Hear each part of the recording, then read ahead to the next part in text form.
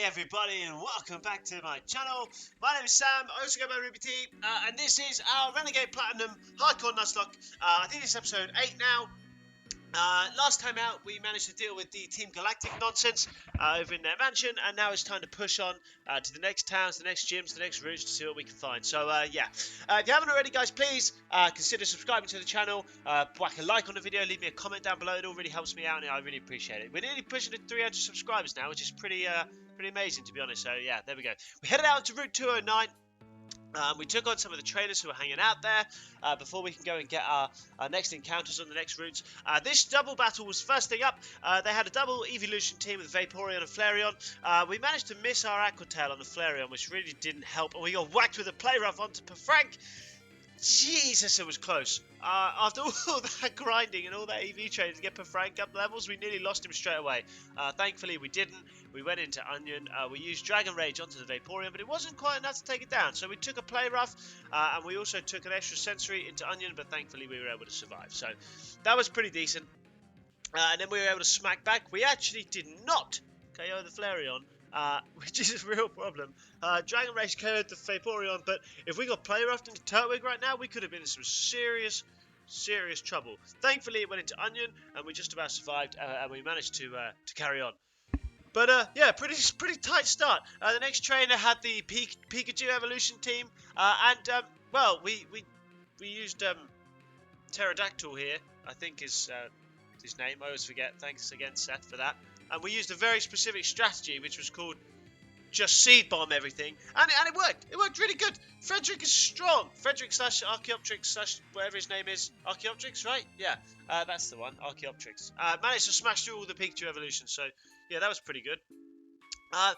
We carried on running around Route 209 for a while. We picked up all the items we could find until we headed further forward into the next area where we could pick up our next encounter, which in this instance was the Lost Tower. You can get some really cool Pokemon in the Lost Tower. Pretty much any of them that you can find can become really useful.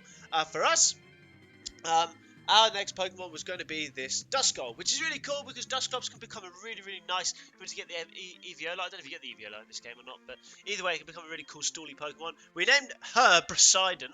Thanks, I think it was Ricky for that name. Appreciate that, dude. And we carried on our merry way. Up to, I can never pronounce the name of this place, so I'm not going to try. The next town. There we go. We went into the daycare where in Renegade Platinum, really thankfully, we get given, we speak to this lady who has teams full of Pokemon you can EV train against. She gives you the Power Bracer, the Anklet, the Band, all that good stuff. We headed off into the ruins. Salacian, I think is how you pronounce it. Salacian Town, Salacian Ruins. There you guys said it. And off on our next leg of our adventure. We picked up all the items we could find in here. But first, before we could go any further, we had to take on this hiker. Luckily, he was no problem whatsoever for Balls. Balls just giga drained her way through this, and it was literally not a single bit of problem. So yeah, well done, Balls. Really good job. Thanks, buddy. Managed to get rid of this silly hiker, Ruin Maniac, whatever they're called. Carl. Thanks, Carl. See you later, buddy. We went down into the basement of these ruins. We found the TM for defog, or the HM for defog, which is really important because you can give it back to this hiker here, and in return you get the Choice Scarf, which will come in really handy a little bit later on. So yeah. We headed out onto Route 210 to get our next encounter, which in this grass turned out to be this Nuzleaf, which is pretty cool, you know, doing a Nuzlocke, run into a Nuzleaf, even though it's pretty much useless. We named him OG because, you know, the OG, the Nuzlocke OG, without him, wouldn't be able to do anything, so, you know, there would be no Nuzlocke, so I wouldn't be here. So we headed off, and I didn't slow down in time, and we managed to do this double battle, which I could have very easily avoided because I'm pretty stupid. This is the cow battle, by the way. I've seen people actually lose a couple of Pokemon in this battle, and I can understand why. But yeah, we managed to pretty safely navigate it. Took out the Tauros before it could do any damage to us, and then finished off the Miltank afterwards without too much bother at all. So that was nice. Things were going pretty well. Pretty well. But spoiler alert, they don't always stay pretty well, do they? Nah, you'll have to keep watching and find out. So after we dealt with the cow battle, we headed a bit further up the route. These Psyduck wouldn't get out of our way, so we had to well, we had to think of something else. We obviously weren't going up that direction, so we ran down and we headed out to the next stage of our journey onto Route 215, I think it is. I can never remember the names of the routes, but yeah. We headed into the grass to pick up our next encounter. Our next encounter on this route was a Linoon. So here's the thing. I really like Zigzagoon and Linoon. I think they're cool Pokemon. I really like them. Zigzagoon was my first ever shiny when I was growing. We named it Pew, by the way, because someone told me to call something Pew. I can't remember who it was, but yeah. I really like Zigzagoon and Linoon. So Zigzagoon was my first ever proper shiny that I caught in Omega Ruby when I was EV grinding. And yeah, ever since I kind of had a soft spot. So I always trained up that Linoon, and I've still got it somewhere now on one of my games. I don't know where it is, but yeah. You know, I have a kind of soft spot, so if we want to use Linoon at any point, I'm happy to use Linoon. Hint, hint. Anyway, we carried on our next leg of our journey. We took out this treasure hunter without any bother whatsoever. Wiped out the Marowak in one shot.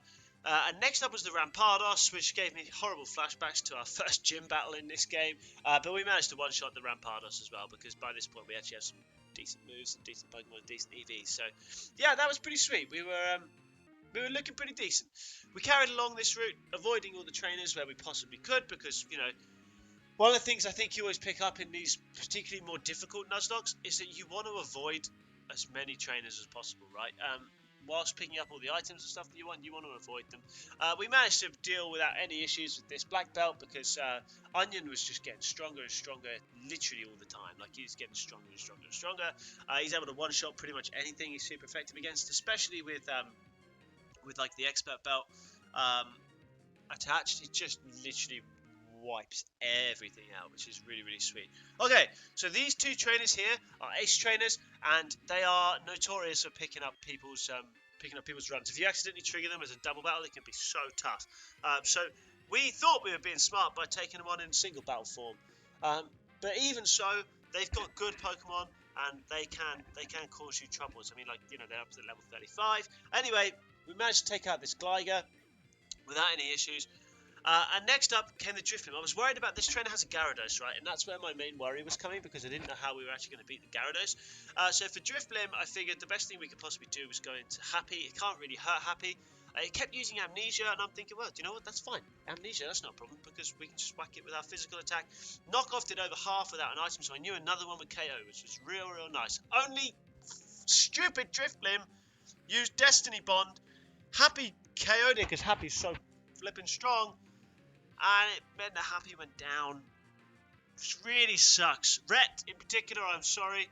I know how much you like Happy, and I'm sorry that we lost Happy. It really sucked. I really didn't want to lose Happy here. Absolute bites, man. But yeah, there we go. We went into Frederick to try and bait a bounce. Went into Onion and then whacked it with a Psychic as hard as we could, knowing that if it didn't KO, we would die, but I was pretty sure it would KO because, like I said, Onion is really strong. We did take out the Gyarados, but unfortunately at a serious cost, because it meant that we did lose Happy, who I was really kind of counting on in the next gym as well, because he walls a lot of that stuff. He's a cool Pokemon in general. We had a Donphan all the way through the end of the Emerald Randomizer Nuzlocke, and I kind of really like Donphan now, so that sucked.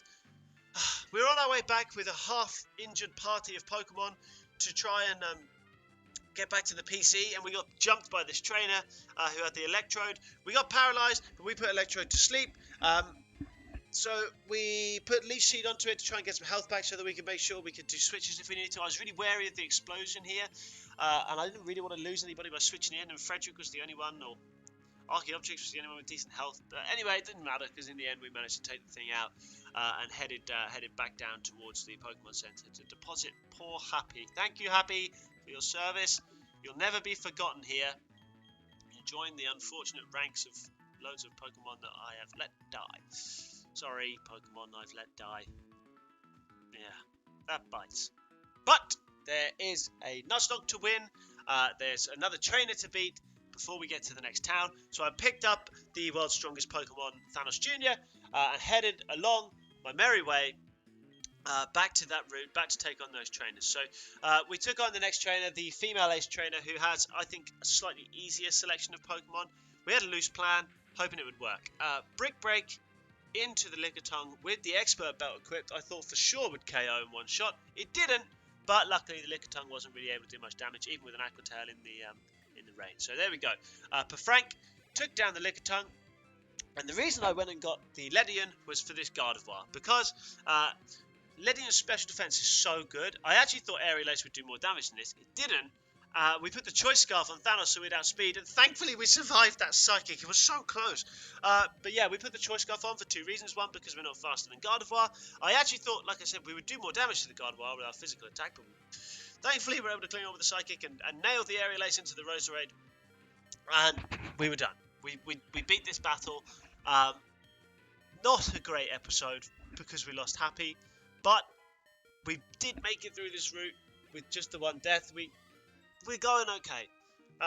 So yeah, there we go.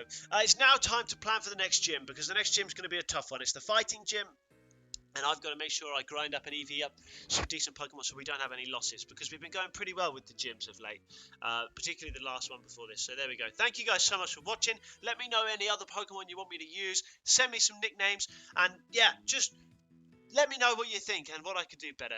By the way, my friend Rhett is still in the middle of a really nicely told story on his Nuzlocke. Click on that little box above here or in the description to find out. Thanks so much for watching, guys, and I'll see you soon. Bye-bye.